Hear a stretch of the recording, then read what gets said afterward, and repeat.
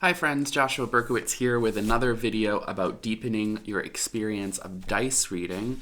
This will also be useful as I transition from doing videos on dice reading to doing videos on domino reading, which is very closely related, and I use the same core system for both. Now, as you can see, I have my book open today, so this is a little bit heady. This is a little bit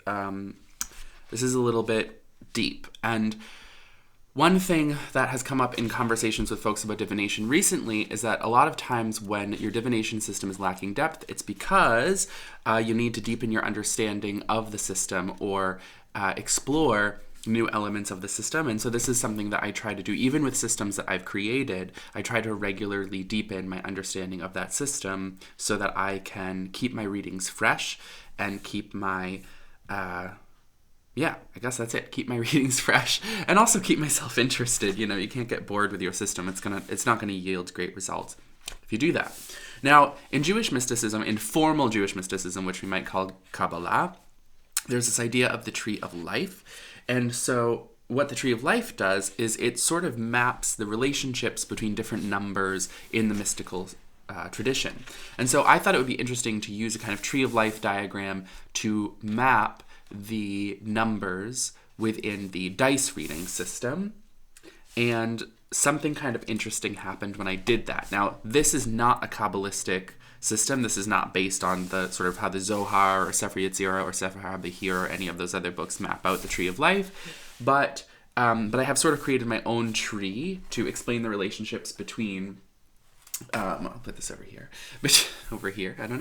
between all of the numbers. And so I have grouped those numbers together into their respective groups. Now, here's the thing with the dice reading tree of life, or I like to call it the Eitz Shalem, the tree, or Eitz Shlemut, I guess it should be called, the tree of wholeness, because when you want to sort of group these numbers together, 0, 1, and 2, like if you get a void reading or if you get or 1 or 2 sum, those really stand apart in terms of their meaning from the pattern of the other numbers. So I kind of give them their own little section above the tree. So when I draw out the tree, you'll see you have 0, 1, 2, and then the tree starts its normal pattern. That's because 0, 1, and 2 really they can only be chaser. They can only come up in a dice reading if dice fall outside of the circle. So given that, they don't really follow the same rules as other dice. They always indicate some sort of loss. They don't have the same depth or complexity as other sums do. And so they're kind of off the tree. They're sort of the binary roots for what the tree is going to become. However, the other numbers can all be grouped into 3 pillars. And so how I draw the tree is 3, 4, 5, 6, 7, 8, 9, 10, 11, all the way down to 18, so that you have this zigzag pattern, or we might call this the diamond thunderbolt, that goes through all the numbers all the way down, grouping them into a middle pillar here, which is 3, 6, 9, 12, 15, and 18.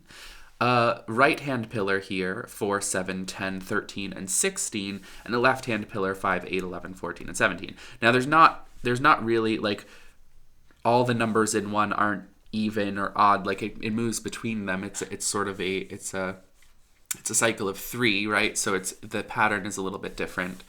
And so it does require a little bit of memorization, perhaps. But what this does is it very conveniently groups the numbers into these sort of theme groups that actually make logical sense with what the sums themselves mean. And so when you look at the middle pillar, the numbers that end up landing on the center of the tree, you have numbers that represent balance, numbers that represent power within the individual and not over other people, numbers that represent striving and achieving, order, and readings that usually land with everything as it should be. So you have numbers like 18, Chai, which is really the most positive number that you can get. At the same time, there is sort of this divine order represented in 18. It doesn't represent the height of your own control over your life. It represents that there's a balance between divine control and self-control. And I think that, I know that was a big theological thing to say, but bear with me. So basically, these middle pillar numbers are neutral. That's this open circle here, neutral. They aren't... They don't have a positive or negative charge. They really represent balance. On the right hand, you have a theme of grace, freedom, structurelessness, high energy, high potential, a need for groundedness usually, a tendency toward loss of agency, and even a tendency toward victimhood. Now you might be saying, but the right hand of the tree, these are all the positive ones for the most part. These are the ones that are really nice, but the right and left hand are not good and evil. They're not good and bad, and positive and negative shouldn't be thought of in Jewish mystical thought as good and bad. Positive qualities, which you might also call masculine qualities, it's kind of unfortunate that gender has been mapped onto these systems, but it has, and there's really no undoing it. It's been a couple thousand years. Positive or masculine qualities, these things, they really represent energy moving out, flow outward. Whereas negative or feminine qualities represent energy coming in. So it's not good, bad. It's really positive, negative, or output, input. And so that's how you can kind of group these sums. The themes of the left-hand side of the tree are power over others, influence, boundaries, protection, a tendency toward narcissism sometimes when things are out of balance, sexy energies sometimes, and sometimes a need to loosen up. These are sort of the themes. You can see how the grouping makes sense if you go through each of the numbers. If you think about 11, for example, that's da'at, that's ephemeral knowledge. That's where you come into contact with this idea of where are the boundaries of this knowledge? Where's this knowledge coming from? What's the influence? What's the power that this gives me? Those are the questions that come up with an 11 reading. And so knowing the themes of the part of the tree that your number is in will actually help you to deepen that reading. If an 11 comes up and you say, well, you have some ephemeral knowledge, that's not really useful to anyone. But if you can say, what do you know right now? What do you have to move forward on?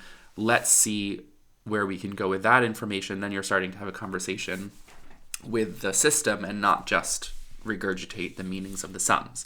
So in divination, one of the next steps in learning divination that I often see working really well is to reorganize the symbols into groups that give you a sense of what they mean as a group, which is a new sense about that group. So let's go through them. In the middle pillar, which is the sort of the balance and everything is as it should be segment, you have 3, which is sechel, which is that balanced intellect, right? When your chokhmah, your intuition, your bina, your understanding, and your da'at, your sort of structural data type knowledge is all in balance. Then you have sechel, intellect. Mlacha, which is the word I've been using for 6 these days because it's shorter than the original one, means work. So again, Sheishes Yemei Hamaisa, the 6 days of work is what I used to call 6, but Mlacha, just works really well. This can be a really good number. It tends to be a good number as a part. As a sum, it can be a good number. But it doesn't have to be. It can show too much work or a need for delegation. That's also a possibility. So it's kind of in the middle, it's kind of balanced when used correctly, and when you're on center, that's great. 9 is kisei. Now, one of the things that I really like about reading on the tree is that distinction between power over and power within. So that comes up when we get to 14, which is on the left-hand side of the tree. Now, you might have been struggling with the distinction between the authority of a 9 and the authority of a 14. The authority of a 14 is an interpersonal authority. The authority of a 9 is an inner authority, which is also why we associate the 9 with sexuality and not the 14, because your sexuality should never be bound up with authority over another person. Ideally, we want your authority in your sex life to come from inside of you and to come from consent and good consent practices. So the 9 we find in the middle pillar when things are balanced, when there's mutual consent in a sexual relationship. Then we have kisei, we have that kind of authority that's good and healthy. We have the throne of the king or the queen or the sovereign, if you will, represented here. But this is also going to say, look, you can go out into the world and get what you want, but it's going to come from knowing who you are. It's not going to come from having influence over other people. That's the distinction from the 14, between the 14 and the 9. Okay. 12, Mazal, the zodiac. So again, that zodiac card represents centeredness. Everything is as it should be. Everything is in order. But your relationship with the zodiac isn't always going to be positive, right? So this gives a little bit of another shade to 12. It gives a little bit of a different sense of the 12. Now, 12 is usually going to be shalem. It's usually going to be a complete toss where you get 3 whole dice in the circle. But you can get a 12. 12 is the last number that you can get with less than 3 dice. So with only 2 dice, you can get a 12. If you get 2 6s, there's only one possible roll. That's going to be pretty rare. But yes, there is a glimmer of the zodiac isn't always going to be on your side. 15, Chag. I called 15 so many different things. 2, Chag, Aliyah, Ascension, Holiday, Pilgrimage, all of those things. Again, it's in the middle. It's normally a really great thing to get. It represents an upward trajectory. Who doesn't like that? But a pilgrimage can come with its troubles. So again, this is a middle of the road, middle pillar kind of situation. Usually what happens on the middle pillar is going to end up being good. When you have those shades of difficulty that come into middle pillar numbers, what that's going to represent is a difficulty along the way. It's not typically going to end bad if it's a middle pillar number, but you might have difficulty along the way. And Chai 18, which is sort of the sort of namesake of this, I would call this the oracle of life, this system, because Chai is the basis of the whole thing. A middle pillar number. Now, how could you have any shade of negativity with 18? Well, I guess you could say that it's totally positive without any shade of negativity because it has to be shalem, it has to be complete. It's all 3 6s, it comes at the bottom of the tree. On the other hand, it's made up of 3 6s, and 6s as parts have to do with work and have to do with all the work that goes into making a life good. And in some ways, you could say that 18 is really also apart from the tree because it's the extra one. Like the middle pillar, each of the pillars has 5 numbers, except for the middle pillar, which has 6, because the 18 is sort of the extra one at the end. So maybe it stands apart from the tree, or maybe it's sort of opposite the 0, 1, 2, where these ones really show the most difficult and intense numbers, whereas 18 is the most easeful. I really don't know if easeful is a word. I know I've said it in other videos, but I love it. It's a word now.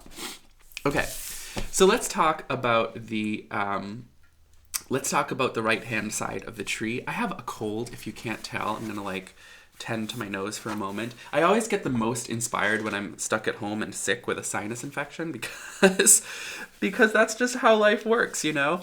That's the sort of complication of life. What happens to Joshua when he gets sick? He gets inspired to make YouTube videos. I mean, that's when I have time to make YouTube videos. So that's how it works. The right-hand side of the tree of life. Now, again, it's not about good and bad. It's about energy going out. So when we have dal is usually going to be difficult because that's flow with no container, right? But the energy is still flowing. So it's about how are you going to receive it. The right-hand pillar readings are always going to be about things going out. Now, when you have a financial reading and you get a right-hand pillar number, you're not going to look at that and say, oh, great, there's flow. You're going to look at that and say, oh, the flow is going out. That's not going to be great for most financial readings, unless maybe let's say that you get a 7 Shabbat, which is rest, and that has to do with maybe you have already sent out your investments and now you need to rest and wait on the returns. You know, there's always going to be different colors to different numbers. You can't just say, okay, all right-hand side of the tree readings are bad for financial readings. It's just that it's about difficulty along the way. It's about the nuance that each thing that you know about a sum will help you add to the reading.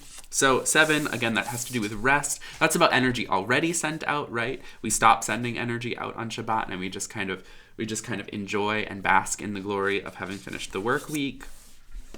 And actually, it's kind of interesting because, right, on Shabbat, the flow is to us, right? In Jewish mystical thought, on Shabbat, you get sort of that extra soul, you get that extra shefa, that extra divine flow in your life. And so it's kind of a weird right-hand side of the tree number because it actually talks about a time when there's a reception of energy, kind of a doubling up of what you receive.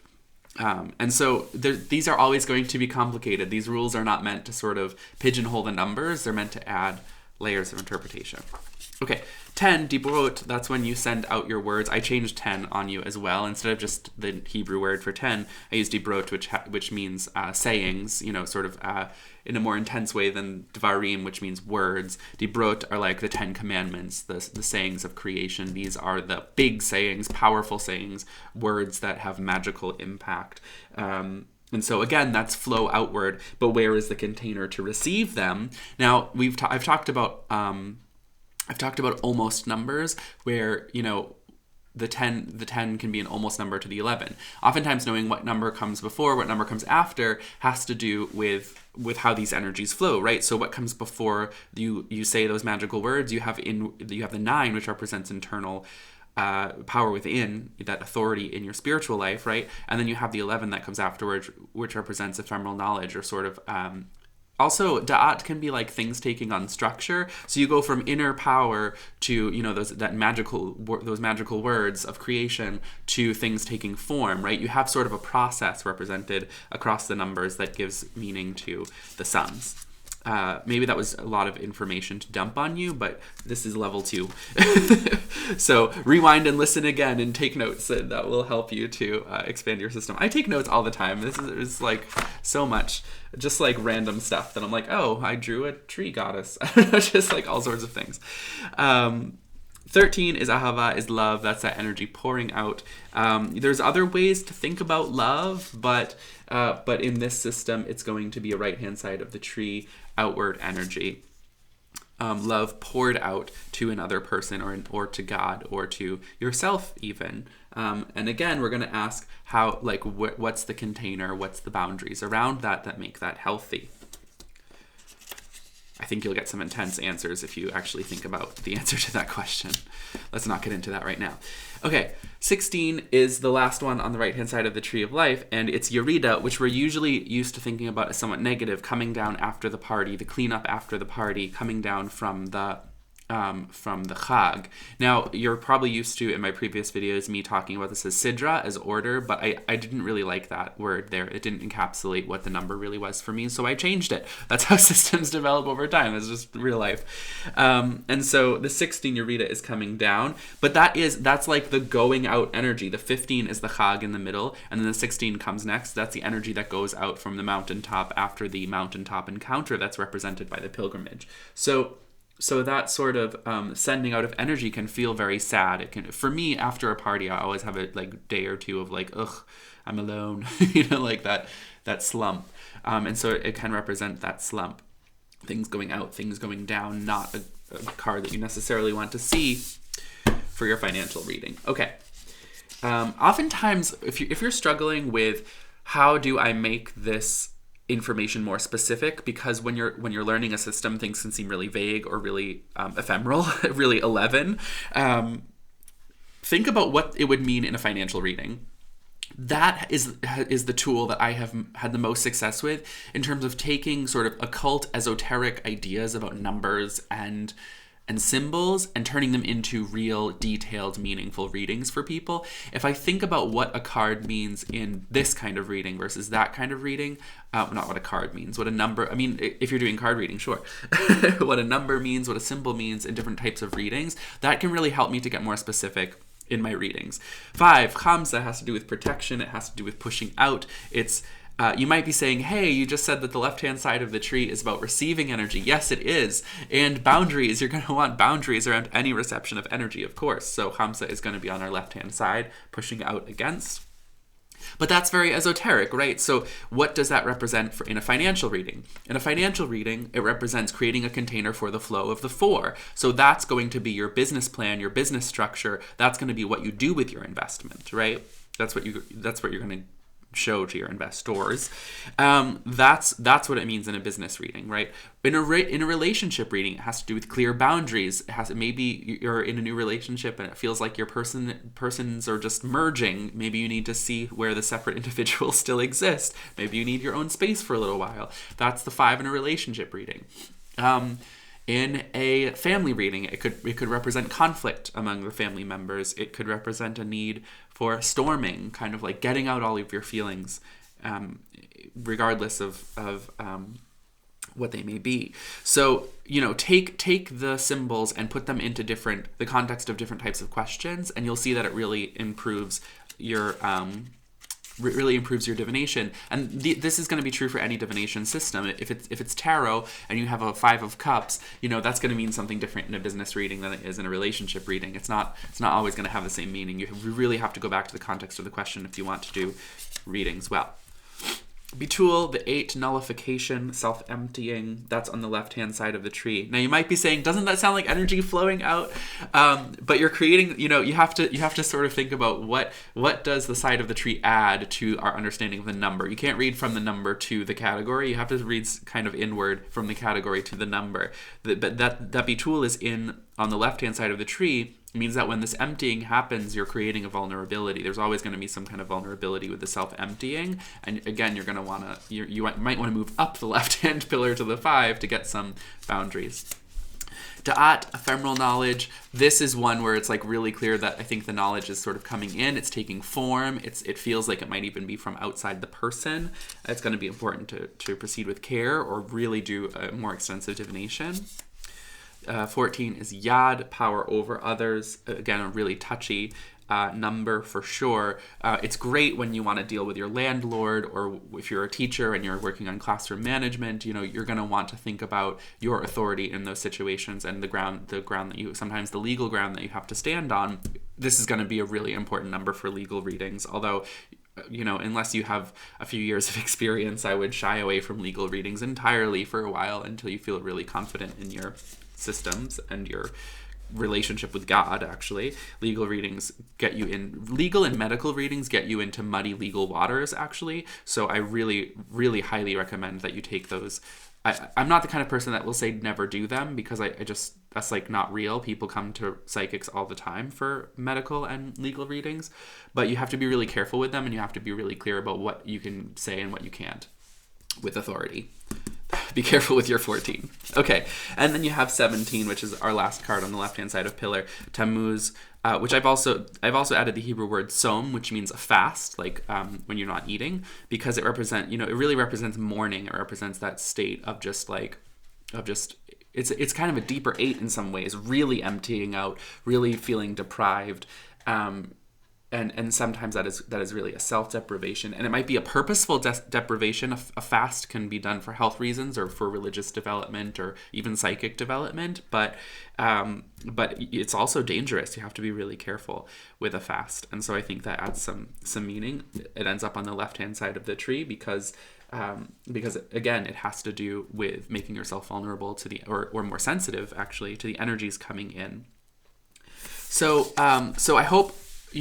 I just said that you read from the categories to the numbers and not the other way around. And now, but once you've done that, once you understand why you have these numbers in the middle, these numbers on the right-hand side, and these numbers on the left-hand side, you actually can read the other way around and say, now that we've sort of done the characterization, how do we understand what each of the pillars means when it comes up in divination? If I keep getting left-hand sums in my readings, what do I need to do? Well, left hand has to do with restriction, so we're going to want to go to the opposite side and get a little flow going and get a little movement and maybe go inward.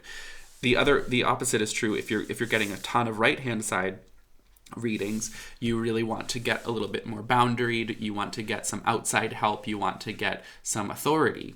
And some clarity from the left-hand side. When you're in the middle, chances are things are pretty balanced. But I have spoken before in my videos about just so readings where everything is a little too ordered and perfect. So if you're only getting middle pillar sums in your readings, you might be thinking, oh, okay, maybe everything is a little bit too too wishy-washy, actually, in my interpretation, and I need to open up to the possibility that sometimes things are going to be really flowy and sometimes things are going to be really restrictive, and I need to be open to all of the possibilities in my art.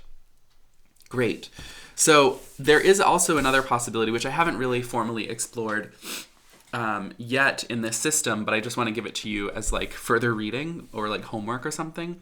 What happens if you take the triads from the tree and look at them together? So what would happen if you took the 3, the 4, and the 5 and said, what's the relationship among all of these? And then what would happen if you took the 6, the 7, and the 8, and what's the relationship among these? Like that's something, I mean, and there really is a relationship. If you look at the 3, the 4, and the 5, that's not a great example. That's a hard one. If you look at the 6, the 7, and the 8, this is really much more obvious. You have the 6, which is work, and that's the work week. You have 7, which is Shabbat, the Sabbath.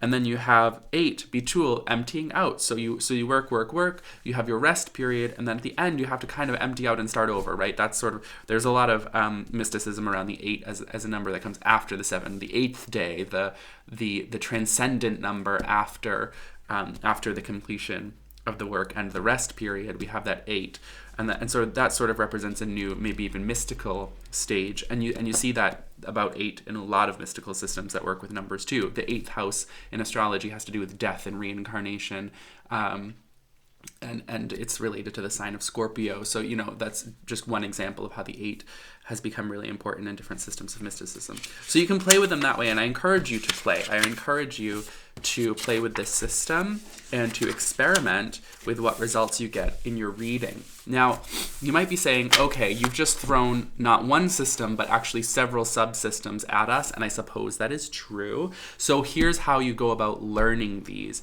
You write down the notes, you make the flashcards, you draw out all of your wild, notebook pages and diagrams and everything, and then you do a reading and you go back in and you say, okay, how do I apply this understanding to my reading, starting from what I already know and working toward what I want to add to my understanding. So let's just do a really quick example, because I know we're at like 26 minutes here. Oh my goodness. So if we take out our reading cloth, it's still all folded up from the last one. We take our reading cloth and we have this reading. Okay, 1 die fell outside. So we know from the structure of the reading that there may be some sort of risk here because we've lost a die. We know from the sum that 7, that we're thinking about rest, we're thinking about Shabbat, we're thinking about what comes after the investment of work. And we see that work right here in the first part, which is a 6. We see that work present as the 6, and we know that work has been done. So, what comes up for me intuitively immediately is if someone's like, hey, where is this project going? It's time to tell them, actually, you've put in the work in the project. So now it's time to sit back and watch what everyone else is going to do if they're going to show up and do their part. And we see that again also in the 1, which is showing us the presence of external forces of everyone else in the project. Maybe they're not doing their work, and maybe they need to kind of be exposed. And so by you sitting back and saying, okay, I've completed my part, maybe that naturally leads to them being exposed and how they haven't shown up to help out. And I would say that in this situation, you're probably safe because the reading is very favorable for you, although it may not be favorable for the others around you. So how do we add the tree of life? Now that was all stuff that I've already shown you in previous videos. You can do all of that already from previous videos. And you can even do narrative stuff from the last video. With that, you can say you did all the work and then you went to others afterwards. You can create a timeline there. And they weren't really willing to pitch in, seeing as most of the work was already done. So that actually, reading it narrativistically, adds a different layer of meaning, a different color to the reading already. Great, we've used all of our skills that we've learned so far. How do we add in the tree of life? Well, 7 is on the right-hand side of the tree of life. That brings in the themes of grace, freedom, steadfastness, but it also deals with structurelessness. So my question knowing that this is going to be a right-hand side of the tree kind of sum, is where's the structure, where's the accountability for these people, how do you make sure that this kind of situation, you don't end up with a situation in the future where you're putting in a lot of work and everyone else is doing nothing. Where can you go? Where is your boss? Where is HR? Where is the recognition for you? How do you hold those around you accountable? Or maybe it's not your work to do that. How are those around you held accountable? That's what I would ask if I was going to add in the right-hand side of the tree reading. Now, that doesn't have to do with energy going out or anything like that. It's just taking the theme of the right-hand side of the pillar and applying it to what we already have in a way that makes sense. This might not be about energy going anywhere, although it certainly seems like you've already put out enough energy, and that's a very, very much a right-hand side of the tree problem. When you put out too much energy and you have nothing left, you get exhausted. So that's how I see learning divination. Learn the core of the system, learn the numbers, learn the sums, learn the parts, then learn all the cool tricks that will help you to deepen your readings. Layer them onto your readings one by one, and do a lot of readings. I think people have this assumption that readings are this like special sacred thing that have to be carefully guarded when they get into it, or like my dice will get mad at me or something. This is plastic. This is and whether or not your readings are going to be good, it has to do with your relationship with God. I hope that your relationship with God is well practiced as well, that you pray as much as possible if you're going to be involved in giving other people readings, and I hope that you read as much as possible so that you can practice and see how these layers of meaning are going to build on each other. Pray for me that I heal from this sinus infection, and I hope that was helpful for you and helps you to deepen your understanding of this system. Please give me questions in the comments and visit my website, jwmberkowitz.com.